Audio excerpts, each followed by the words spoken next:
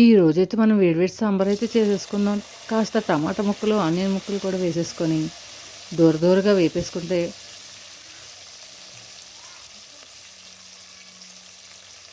అలాగే కాస్తంత అల్లం వెల్లుల్లి పేస్ట్ వేసేసుకుందాం.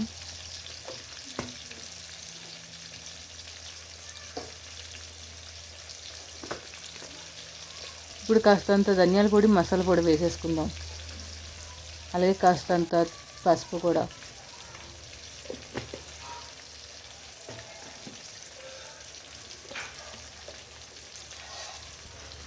కాస్త ఇవి వేగాలి కదా, కాస్త సాల్ట్ కూడా మనం వేసేసుకుందాం.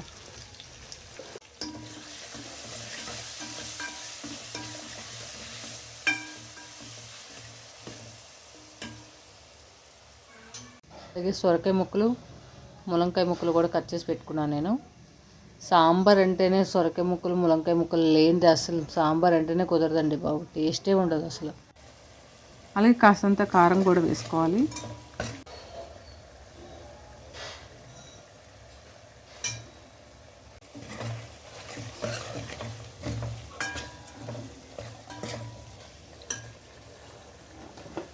ఇప్పుడైతే ములంకాయ ముక్కలు, సొరకాయ ముక్కలు కూడా వేసేసుకుందాం.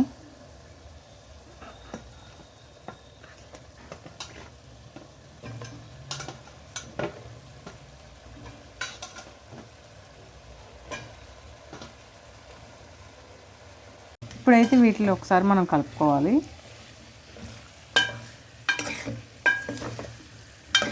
ఇప్పుడు కాస్తంత కొత్తిమీర కూడా వేసుకొని కాస్త వాటర్ వేసుకొని కుక్కర్ విజిల్ పెట్టేస్తే అయిపోయినట్టు. 2 విజిల్స్ అయితే పెట్టుకోవచ్చు.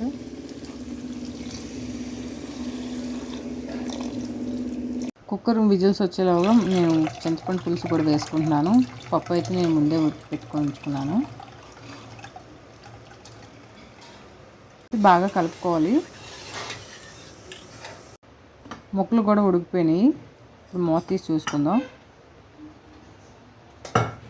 ఇప్పుడైతే చింతపండు కలిపిన పప్పు కూడా మనం ఇందులో వేసేసుకుంటున్నాను.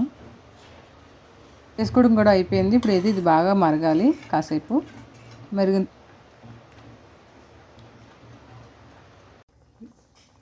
వేడి సాంబార్ రెడీ.